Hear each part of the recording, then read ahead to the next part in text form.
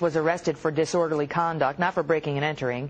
Gates accuses the officer, Sergeant Crowley, of racial profiling, and now one member of Congress is demanding that President Obama apologize for the shots he took at the Cambridge police. Congressman Thaddeus McCotter is a Republican from Michigan. He is my guest now. Good morning, sir. Good morning. All right, so now, we kind of thought this was just about over. Heard the 911 call. The woman didn't mention anything about race. That suggests that the cop wasn't really trying to racially profile anybody when he showed up. They're going to have a beer on Thursday. Everyone seems to be dialing it back. Why is that not enough for you?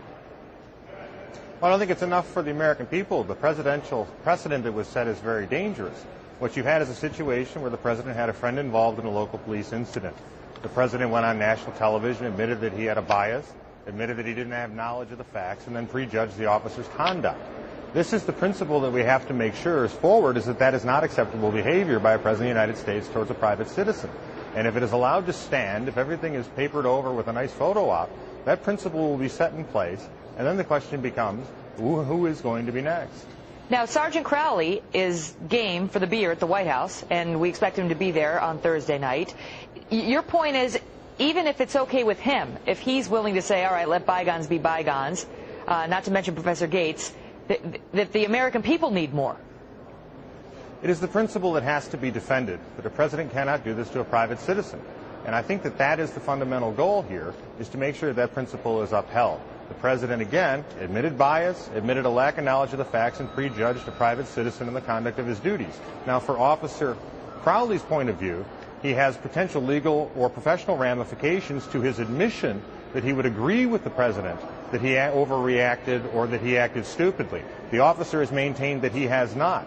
And I think that this is something that he should not be coaxed or coerced into changing that unless it is of his own volition.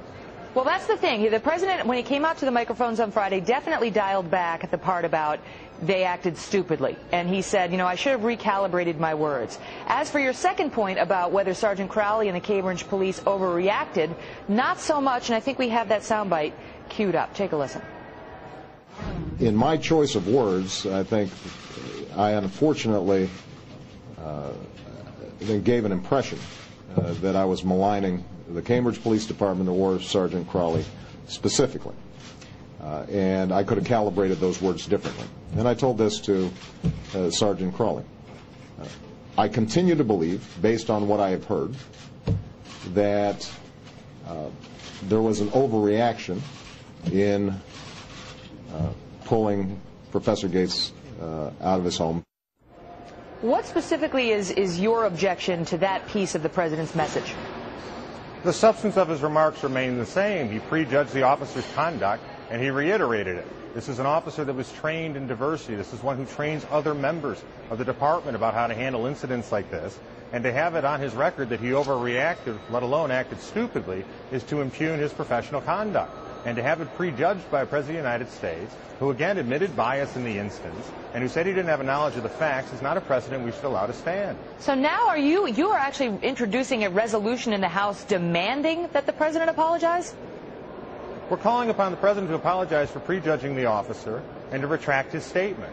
I think that this is honest advice to the president, because many of us were shocked that he went forward after the first two lines of I have a bias and I don't know all the facts. We thought it would end with, therefore, it is not appropriate for me to comment on this time.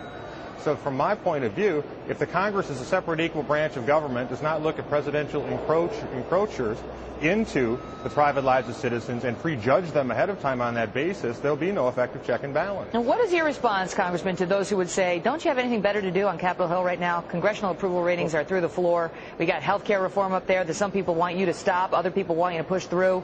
We got an economy that's in shambles, trying to rebound, but nonetheless serious problems, serious unemployment. To those who would say, could you keep your eye on the ball and not go around wasting our time demanding apologies? Let them have the beer and move on. What's your response? Well, Megan, first of all, I would say they should bring that argument to the president who raised this issue and has continued to pursue it and is having a meeting on Thursday over a beer with it while his number one signature issue, health care, is on the floor. But in fairness to the president and everyone else, we can do many things in Congress at the same time. Yesterday, I introduced a bill to apply human rights to trade with communist countries. So this is a Congress that can do many things. It is a president can do many things. But one thing you should never do is prejudge a citizen's actions where you admit bias and a lack of knowledge of the facts. Understood. Congressman Thaddeus McCotter, thanks so much for coming on with your insights on it. We appreciate it. Thanks.